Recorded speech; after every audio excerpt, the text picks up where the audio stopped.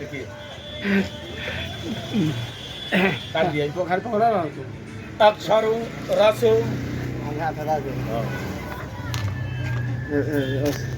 अक्षरों रसों छंदों और मंगलों की करने वाली श्री सरस्वती जी और गणेश जी का हम लोग वंदना करते हैं। वंदना करते हैं लेकिन हम वंदना नहीं करते हैं इसलिए कि मैं जानता हूँ कि ईश्वर है क्या। इसकी ज्ञान मेरे पास है क्योंकि हमारी ज्ञान इंद्रिया 24 घंटा ही खुला रहता है। लेकिन हर मनुष्य का कर्म इंद्रिया दिन भर चलता है।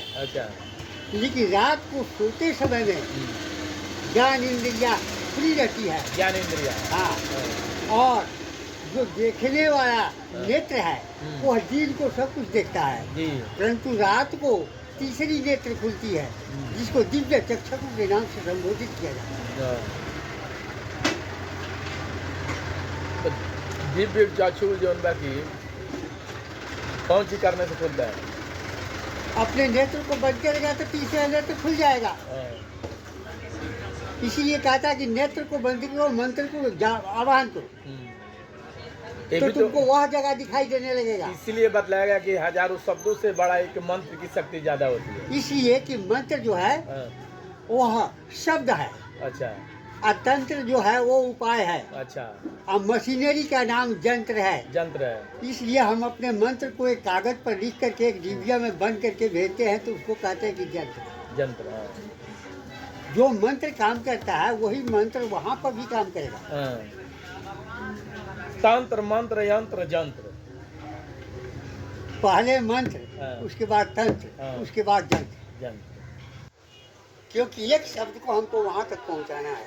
और इस देश को चलाने के लिए भी जो है कि राज्यपालिका न्यायपालिका और कार्यपालिका बनाया गया है। इसलिए बनाया है कि इसलिए संविधान में बनाया गया है कि संविधान जो पहले था उस संविधान को तोड़ मरोड़ कर दिया गया। जब इस समय लोकतंत्र को जिस समय ब्रह्मा ने सृष्टि किया उस समय में उन्होंने एक अलग ही संविधान बनाया था। अच्छा। क्या बनाया था? और वो संविधान द्वापर तक चला। अच्छा। जब भारत पैदा हुआ अच्छा तो उसने अपना संस्कृति भारतीय संस्कृति चलाया। अच्छा। जिससे कि लोकतंत्र के नाम से संबोधित किया जाता है। अच्छा। ये भारतीय संविधान बना। लेकिन पहले वैदिक संविधान था। वैदिक क्रिया था। बात समझ गए? हाँ हम भजन गाते हैं। भगवान यारियों को ऐसी लगन लगा दे भगवान यारियों को ऐसी लगन लगा दे वैदिक धर्म के खातिर जीना उन्हें सिखा दे वैदिक धर्म के खातिर जीना उन्हें सिखा दे फिर राम कृष्ण निकलेंगे घर घर गली गली से फिर राम कृष्ण निकलेंगे घर घर गली गली से अर्जुन वा कर्ण जैसे जो धारण स्थली से अर्जुन वा कर्ण जैसे जो धारण स्थली से भीष्म से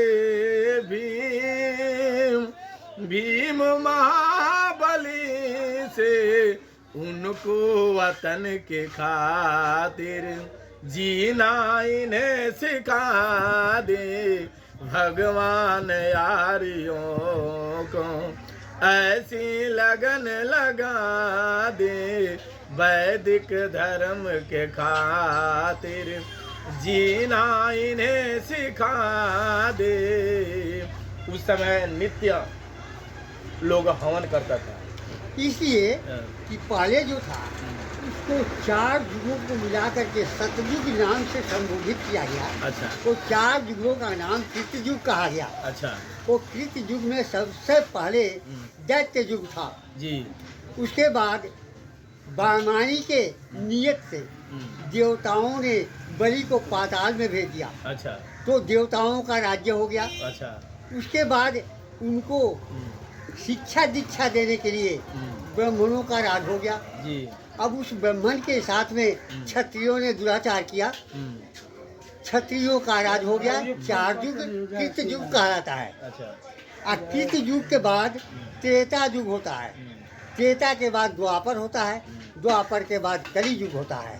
अब इसके अंदर में जो सतयुग था इसमें 7 क्रम था। अच्छा तो 7 क्रम को छोड़ करके त्रेता युग और द्वापर में 3 क्रम शुरू हुआ। अच्छा अच्छा कौन कौन? कृत युग त्रेता द्वापर ही पूजा व्रत और उदान अच्छा और जो गति हो सो कली वहाँ नाम ते उतर ही पार। कली के अंदर में सिर्फ नाम लेकर के लोग भाव सागर अच्छा पार। मतलब है कि कलयुग केवल नाम आधार है, सुमर सुमर न उतर ही पार। बस वही बात है और कुछ नहीं।